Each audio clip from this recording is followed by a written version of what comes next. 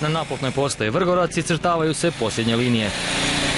Vrućini unatoč sve mora biti spremno za sutrašnje otvaranje. Pa bilo je zahtjevno, bilo je dosta vruće, bili su dosta teški uvjeti, nije bilo baš lagano. 10 km duga dionica Ravča-Vrgorac tako je napokon završena. Doduše 2 godine kasnije od predviđenog roka. Naručitelji kažu razlog je skupoća zbog zahtjevnosti ceste. Samo kad kažem da je 30% dionice u objektima, znači imamo 5 vijadukata, od tih 5 vijadukata jedan je izuzetno značajan. A otvaranjem ove dionice autocesta A1 sada ima 467 km. Od Vrgorca do Zagreba vozit će se oko 4 sata po cijeni od 191 kune. Cestarina do Splita bit će 34 kune. Ona je kompletno gotova, spremna za puštanje. Mi imamo još nekih sitnica na njoj čišćenja i uređenja.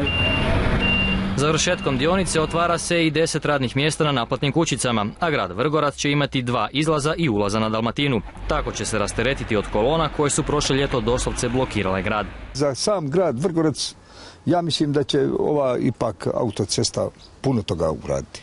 Putujem često i znači će mi dosta jer su gužve prevelike kroz grad. Iduća faza je spajanje Ravča i Ploča koje je trebalo biti završeno još 2009. Izvođači kažu radi se i sve ide po planu. Zemljani radovi su u završnoj fazi, objekti su u visokoj fazi gotovosti. Autocestom od Zagreba do Ploča trebali bi se kažu voziti krajem 2012.